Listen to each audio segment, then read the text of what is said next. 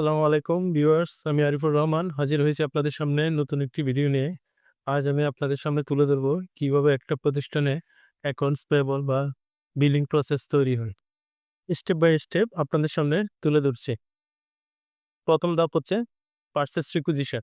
এই ধাপে একটি নির্দিষ্ট ডিপার্টমেন্ট কর্তৃক তার প্রয়োজনীয় পণ্য সামগ্রী বা মালামাল বা সেবার জন্য প্রকিউরমেন্ট ডিপার্টমেন্টের নিকট চাহিদাপত্র সরবরাহ করা হয়ে থাকে।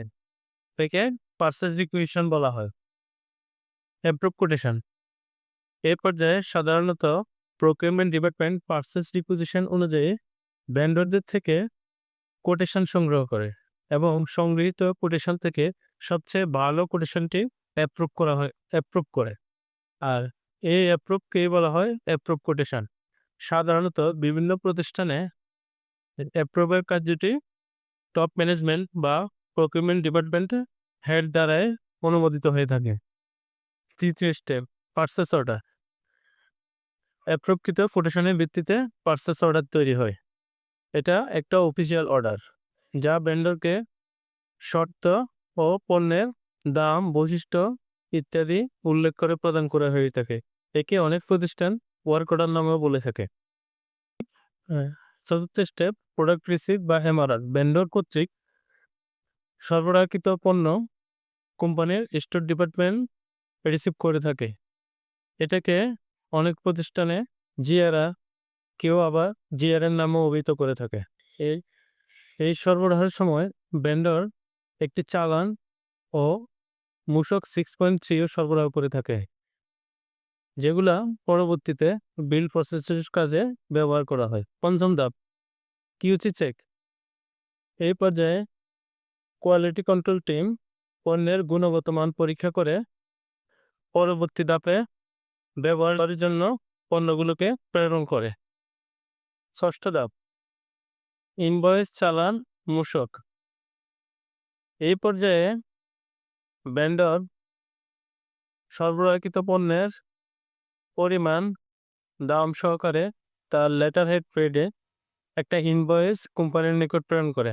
সাথে ফ্যাক্টরি বা স্টোর ডিপার্টমেন্ট কর্তৃক রিসিভকৃত চালানের কপি ও 6.3 একটা কপি যদি আগে দিয়ে না থাকে তাহলে ইনভয়েসের সাথে প্রেরণ করে।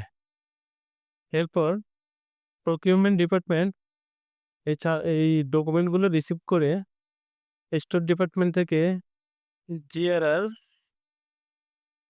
অথবা এমআরআর, কিউসি সার্টিফিকেট এগুলো সংগ্রহ করে সেট আকারে অ্যাকাউন্টস ডিপার্টমেন্টের কাছে পরবর্তী প্রসেসের জন্য প্রেরণ করে।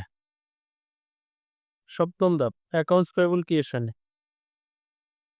প্রকিউরমেন্ট ডিপার্টমেন্ট কর্তৃক সাবমিটকৃত বিলটি সমস্ত ডকুমেন্টগুলো চেক করার পরে যদি ঠিক থাকে অ্যাকাউন্টস ডিপার্টমেন্ট বিলটি অ্যাপ্রুভ করে অ্যাকাউন্টস পেয়েবলের এন্ট্রি দিয়ে অ্যাকাউন্টস পেয়েবল ক্রিয়েট করে থাকে।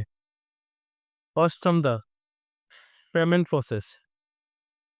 এই ক্ষেত্রে treasury department accounts payable ledger থেকে যে পরিমাণ আউটস্ট্যান্ডিং অ্যামাউন্ট দেওয়া থাকে উক্ত অ্যামাউন্টের ভিত্তি করে অ্যাপ্রুভ নিয়ে ভেন্ডরকে ব্যাংক চেক বা ব্যাংক ট্রান্সফার বা বিএফটির মাধ্যমে বিলটি পরিশোধ করে থাকে। এভাবে একটা প্রতিষ্ঠানে অ্যাকাউন্টস পেয়েবল বা বিল প্রসেসিং সিস্টেম তৈরি হয়ে থাকে। আশা করি ভিডিওটি আপনাদের, যারা চাকরি প্রত্যাশী, যারা অ্যাকাউন্টস ফাইন্যান্সে জব করতেছেন, যারা বিলিং প্রসেস সম্পর্কে জানতে চাচ্ছে, তাদের জন্য উপকারে আসবে। ধন্যবাদ সবাইকে। ভিডিওটি ভালো লাগলে লাইক, কমেন্ট, শেয়ার করবেন, সাবস্ক্রাইব করে পাশে থাকবেন।